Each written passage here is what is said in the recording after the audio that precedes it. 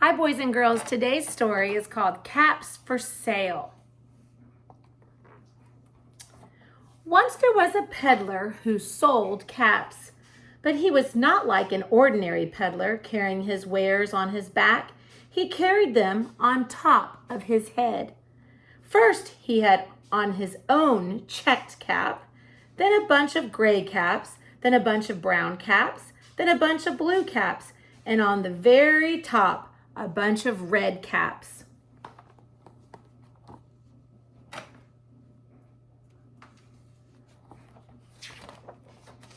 He walked up and down the streets holding himself very straight so as not to upset his caps. As he went along, he called, "Caps, caps for sale, 50 cents a cap." Look how steady he was. Good balancing.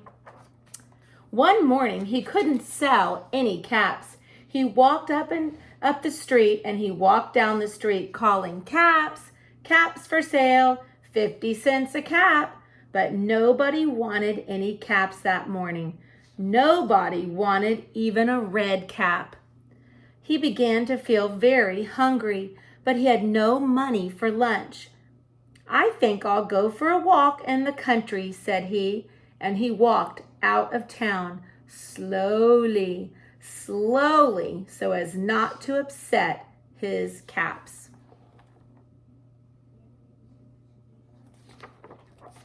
He walked for a long time until he came to a great big tree. "That's a nice place for a rest," thought he. And he sat down very slowly under the tree and leaned back little by little against the tree trunk so as not to disturb the caps on his head. Then he put up his hand to feel if they were straight. First his own checked cap, then the gray caps, then the brown caps, then the blue caps, then the red caps on the very top. They were all there, so he went to sleep. He slept for a long time. When he woke up, he was refreshed and well rested. But what's missing? But before standing up, he felt his hand to make sure his caps were in the right place. And all he felt was his own checked cap. He used his hand to feel if the caps were all there, and they weren't, only his checked cap. What do you think happened? He looked to the right of him, no caps.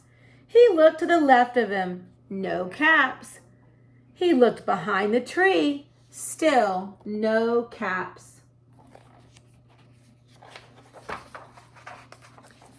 Then he looked up into the tree, and what do you think he saw?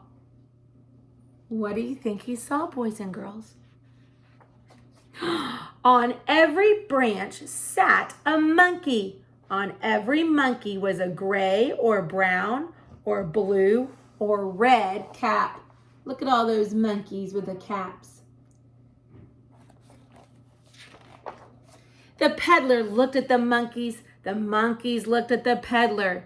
He didn't know what to do. Finally, he spoke to them. "You monkeys, you," he said, shaking a finger at them, "you give me back my caps." But the monkeys only shook their fingers back at him and said, "Tss, tss, tss."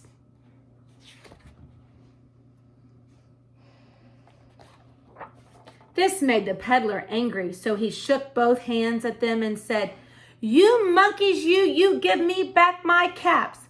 But the monkeys only shook both their hands back at him and said, "Tss, tss, tss."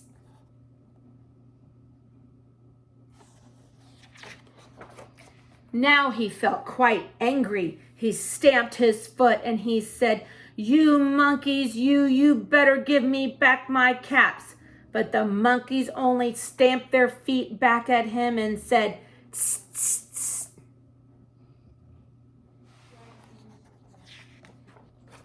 By this time, the peddler was really very, very, very angry. He stamped both his feet and shouted, "You monkeys, you must give me back my caps." But the monkeys only stamped both their feet back at him and said, "Tss, tss, tss."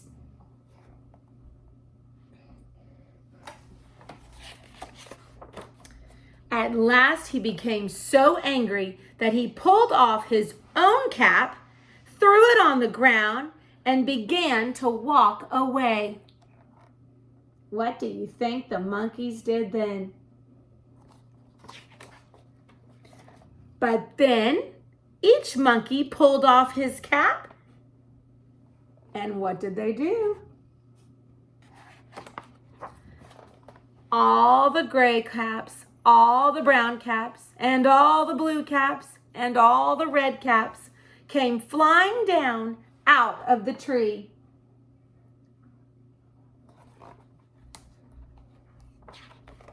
So the peddler picked up his caps and put them back on his head.